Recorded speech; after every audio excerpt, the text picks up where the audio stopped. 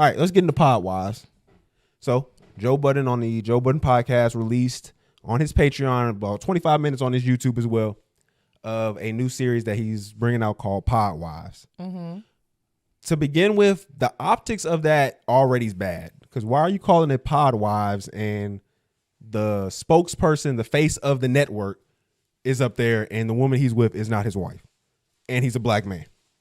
So you got two white guys married and one black guy not married talking about PODWIVES. That's just a bad image already. You're already making us look bad, Joe. And then you kind of go into the episode and what was kind of like something that you just, because you only saw the 25-minute clip, right? Yeah, I didn't watch too much of it. And that was kind of edited. You can see it was kind of heavily edited. It cut it around. Mm-hmm. One of the things that was, it didn't seem like it was making a lot of rounds about it was they were talking about Joe and maybe some of the oversharing that he does on the show. Mm-hmm. Some of the jokes that he may make. And one of the comments was in relation to like an abortion that happened. Yeah. Where he said, I feel like he said two jokes, but one was like, you know, we can keep the next one. Like that was like one of the little comments that was said. And then another one was like, where she trying to, you the one that she don't want to not have the abortion for. It's like, why it got to be me type conversation. Like, so I can see where he was violating. Yeah, because she already got 3 kids. But my thing is like, when they got together, I know they probably known each other for a while, but when they got together, he was already on his rise up and his trajectory up. Do you feel as though that's something she kind of just has to accept? Because I think she had a problem with the oversharing because of just the nature of the show and how fans respond and things like that. Do you think that's something like she can't really come in? Because to me, that's why I kind of feel like that's not something you can come in and try to change how he's expressed his life through his podcast.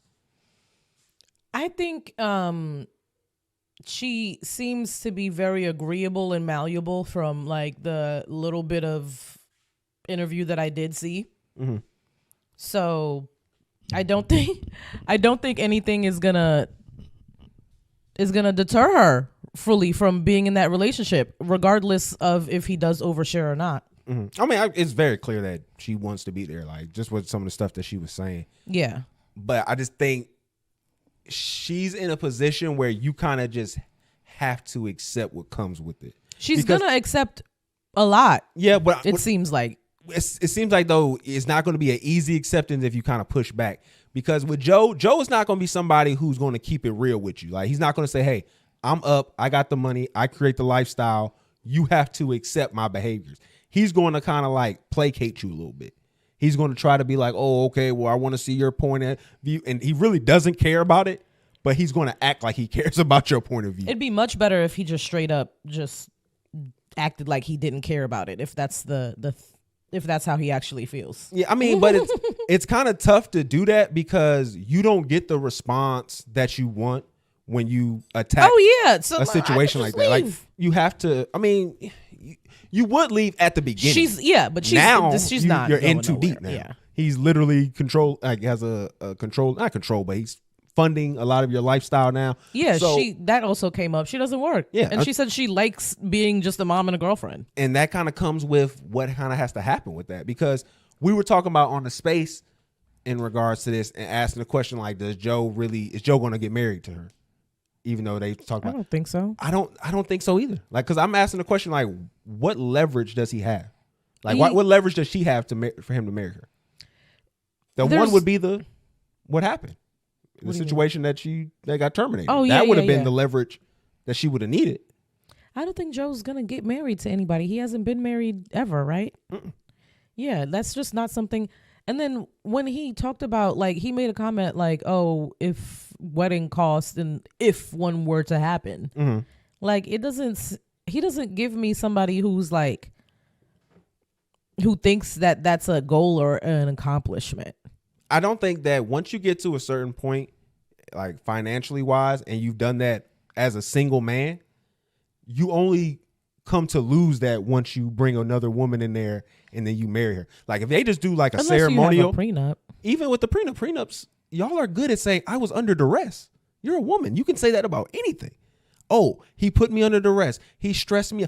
All of this XYZ, and now the prenup is thrown out. So a prenup doesn't matter. The point of him giving her that kind of access to him, he loses all his power in the relationship now. because now she can cripple him more so than it is him being able to use his resources to, I guess you could say, over her head.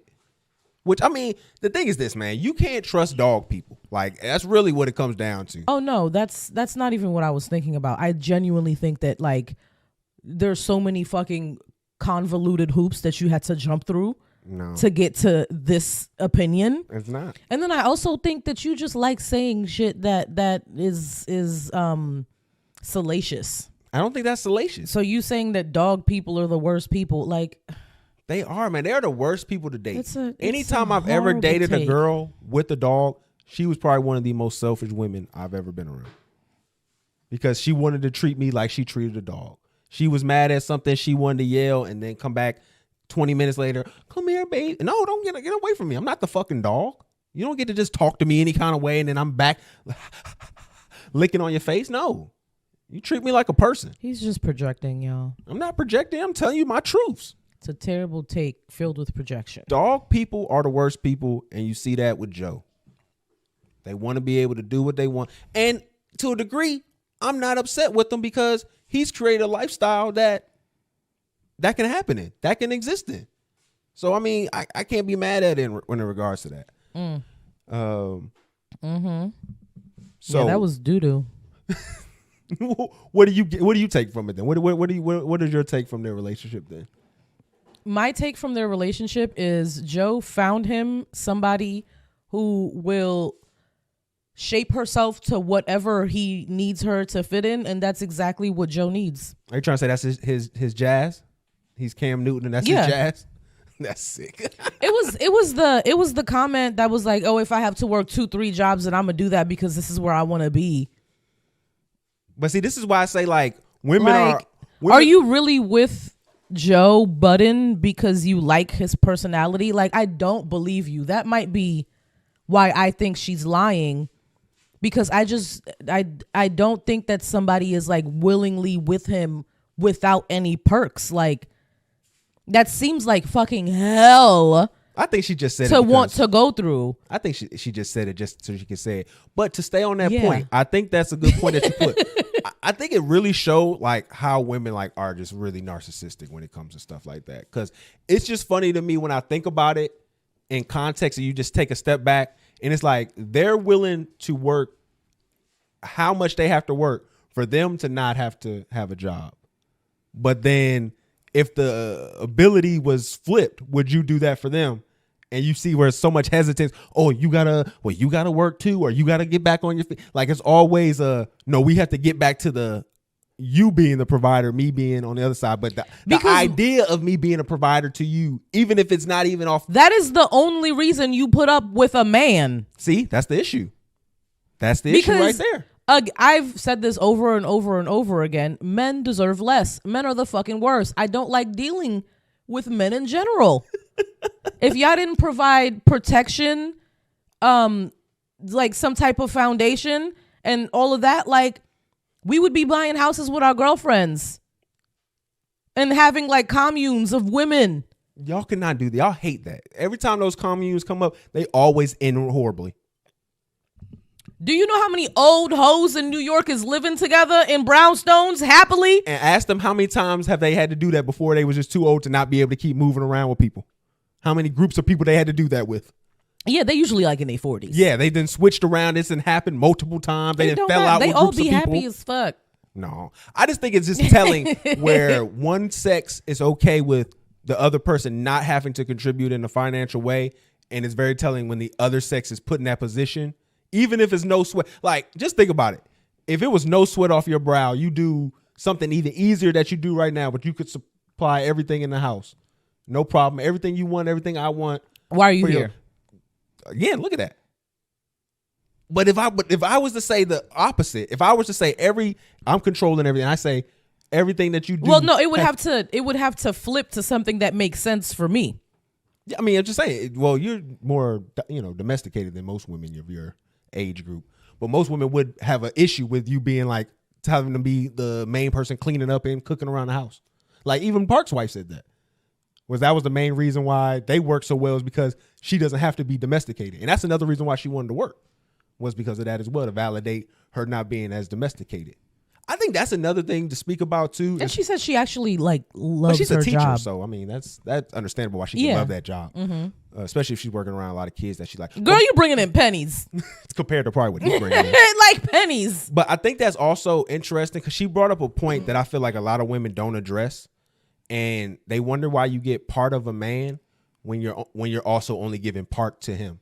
So like most of the time when you hear women talk about their careers and ambitions, they're not because they get pleasure from it, not because they get like status or anything from it. It's because it's a layer of protection from whatever the man might do to them. Yeah. So but you don't because see that. There was a whole generation that we watched get fucked because they couldn't Y'all have didn't watch their it. own. They told y'all that it happened. They couldn't have their own bank accounts and stuff like that. And then after you got divorced, like if you did get divorced, like that was it. Like you were. Can you see though? Outcast. You can see though why it would be tough if you're not giving all of you in a situation that you're going to get all of somebody else. Where you're operating. Like what do you mean? You're operating with this barrier. That I'm doing this work, I'm putting my effort and energy into this work, not because I care about the work being done, but because I want a protection from my partner. You don't see how problematic that is? That doesn't come up problematic in your head at all? That's the same thing you could say about prenups. No, I disagree. Because a prenup is... Oh my fucking God! Can we talk? Can we just have a conversation? No, we cannot. Because you're saying garbage nonsense out of your mouth. Me having a job... just to make sure that I'm not homeless if you decide to leave me. Is it the same layer of protection as having a prenup so I don't leave you with nothing if I decide to leave you? No, a prenup I'm about to get the fuck up and walk away right now. No, you're going to sit here and listen. A prenup is a plan on how to deviate the funds once the business, which is the marriage, dissolves. You having funds is saying, I'm conducting this relationship as if something can go wrong or something will go wrong. And so then I become a self-fulfilling prophecy in the downfall of my relationship. That's what a prenup is. No, it's not. Because a prenup doesn't only come into effect once we've decided we're going to do a divorce. And it just shows how we're going to, disseminate our resources between each other. It falls each other. under the same category of things. If you only have a job so that you have some type of protection, then it's the same. It falls within the same umbrella of things. So you don't think that's a level of mistrust in a relationship?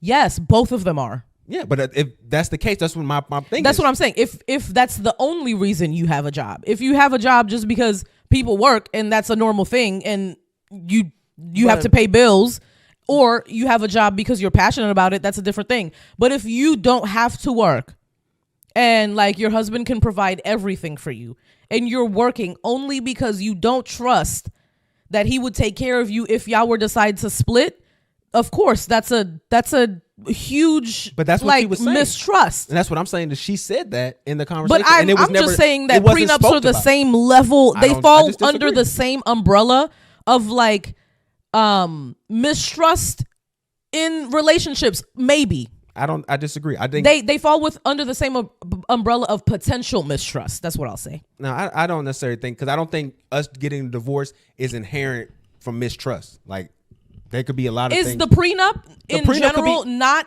planning for what we'll do if there is a divorce? Yes, but the divorce isn't inherent means that there's mistrust. We can have a divorce because having a job isn't inherent that we're gonna split up. But it's just in case, just like the prenup. No, it's not just in case. You're doing it. You're creating a layer of protection for if this relationship falls. This one is not creating a layer of protection. It's saying how we're going to disseminate assets if the company, which is our marriage, disseminates. We'll agree to disagree. I just feel like you're missing the bigger point of it. That's all. I think that it's when one is you're actively doing something in the relationship day to day that is putting up a wall in your relationship. One of them is just, if we walk through this door, this is where it's going to take us.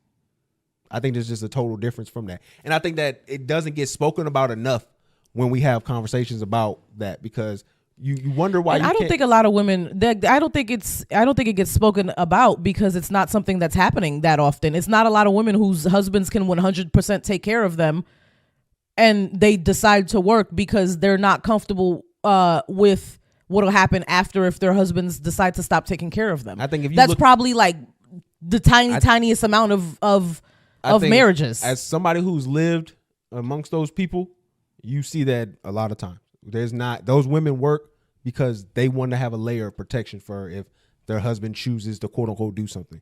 It's in this economy. I'm just talking about what I've seen in women of that ilk and that economics.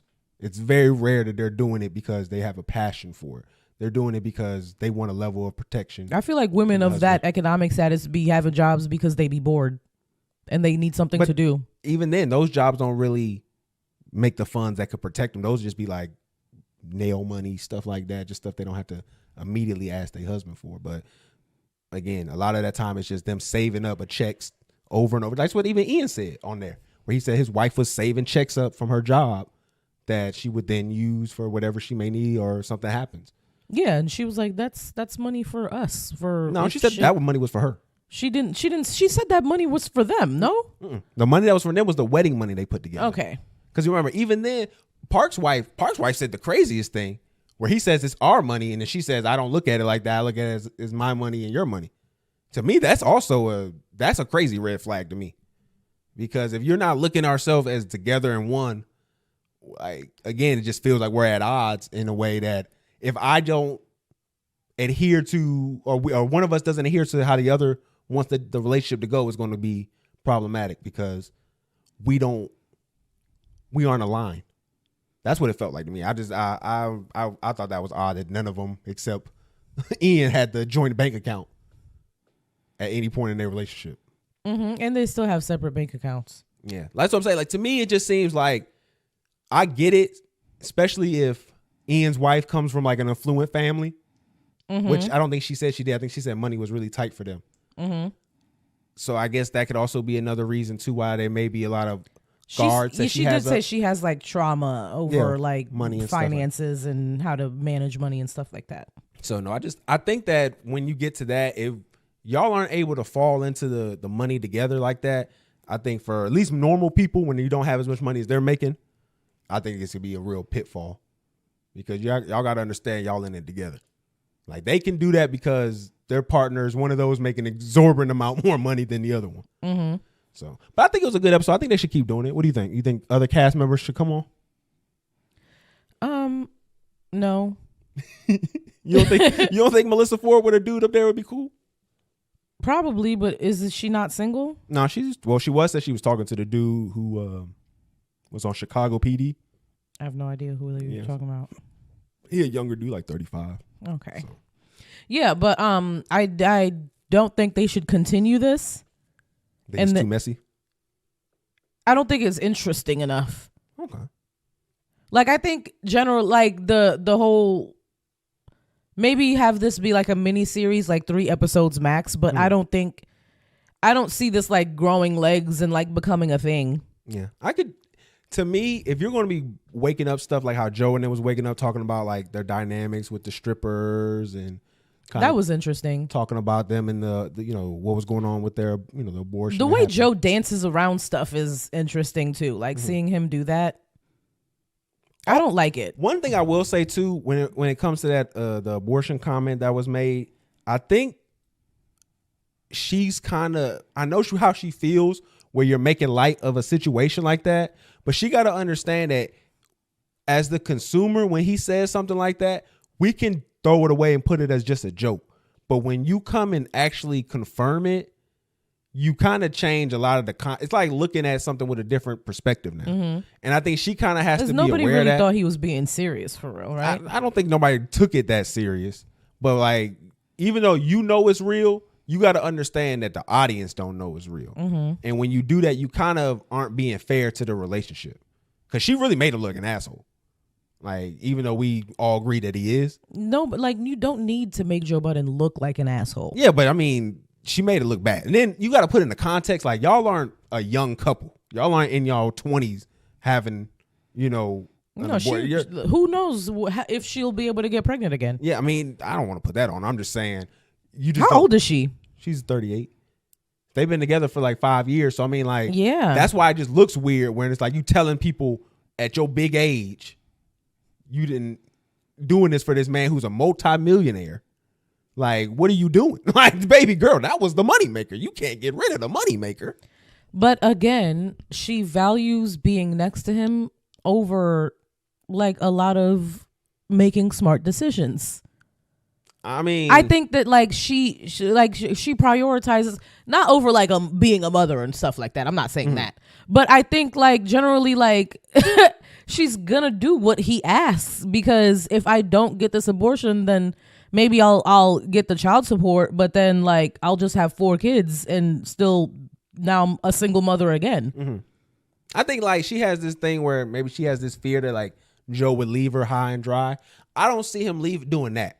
I can see like if he found somebody and he just knew he wanted to be with somebody else, he wouldn't leave her high. He was like, hey, I'm gonna break you off for the rest of the year. We'll make sure your rent paid off for the next, if it happened right now, the next 6 months.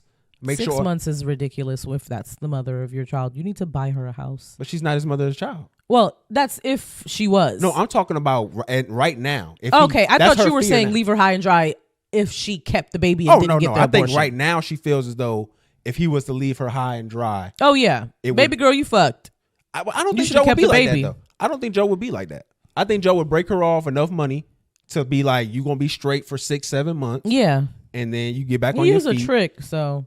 And then that's what to me, that would be fly. I was a little bit uncomfortable with the strip club conversation, just a little bit, because like she's obviously right in her concerns and everything. She's like, nigga, at your big age, you going to the strip club 3 days a week in a row. Mm-hmm. She was like, that's not good for you to be going to the same one 3 days a week in a row, because nobody should know where you are that consistently. Like, you shouldn't have that consistent of a schedule for niggas to run up on you. And then everyone was like, I mean, yeah, but like, again, that comes with the idea, and then we can just wrap it up here for that. But it just comes with the idea of you understand Joe is going to show you patterns. He's not going to tell you with his words. He's going to show you patterns. Once you identify the patterns, it's on you to make that decision. Like, you can't sit here and be like, oh, Joe has shown you who he is, and you either accept it and get to enjoy the lifestyle, or you go home. That's why I call back to what I said earlier. There's no way she's just there for his fucking personality. That nigga is horrible. Like, from all of the reality TV and everything that we've seen, like, he's manipulative. He dances around shit. He moves the goalpost. He did it when they were having the conversation about the stripper who took a picture of his coffee or whatever, and then he was like, she said that like she found it weird that she posted the picture, and then Joe was like, and she said that you should have like said something to her, like just like, this is some weird shit, and Joe was like, I don't see it that way, and then everyone went in a circle and basically agreed to her, and then he was like, by the way, I do agree with y'all, and like that's not how you made it seem in the beginning. All. We talked about this. He was saying he agrees with a stripper shouldn't be exposing your location. He wasn't not saying he agrees with having the type of relationship he has with the strippers and bartenders. No, but everyone was talking about the picture. Yeah, no, at the when he was saying he didn't. I don't think the context that you were getting out of it was the correct context. It was. What he was saying was what he said he didn't agree with them was saying with them saying he's not cool with going out with the strippers, taking them out to dinner and stuff. He was like, I think that's fly. I don't agree with that. But he's saying, I agree with the strippers shouldn't be exposing my location. He literally was combative when she first started talking about it and was like, no, I don't agree with you. And then everyone else agreed with her. And then he was like, I agree with y'all. That's exactly what happened. But you're missing the context. And Joe does that all the time, I'm not saying, you know that. I know he's the gaslight Gretzky. Like, but this situation, he wasn't doing that. That's what I'm saying. Like, he does that so much that, like, I can't imagine that, like, smart woman would just want to be with that man on purpose if he didn't have all the sauce and all the money and all the clout. Yeah, he definitely couldn't be with Ebby K. Williams. She would eat that nigga up. That's not who I was talking about whatsoever. But I'm just saying, Joe couldn't be with a girl like that. She would eat him the fuck up. Joe couldn't be with a girl. Joe wants to be with a girl that he feels as though, like you call malleable and things. And then when they were talking about the strip club stuff, was that when Joe had his hand like on her thigh, and then he had his thumb like on the inside of her knee? Yeah. So that like it looked like if he needed to like grab her and tell her to shut the fuck up, really like subtly. He did have the claw sitting there. Like he had like his hand in the claw formation. I saw that. Yeah, it was there for a couple minutes, and then when they stopped talking about it, he like relaxed a little bit and took his arm off. Also, when Joe is gaslighting women, he sits crisscross applesauce. That's the move though. That's the best way to do it. Like you He come did off it on Love and Hip Hop non-threatening. with Sin in the like park when he was sitting on that little thingy, and he's doing it in this special. Like I see you, and I'm reading you. Hey man, I can't. Hey, it used to be back in my days, man. Getting ready in that crisscross applesauce to talk. That used to be the movie. I used to get In it done. kindergarten? No, college. Like after college, a little bit after college. I used to get it done. You be in this non-defensive, you know what I'm saying? I'm not being aggressive in any kind of stance, and they just hate you the entire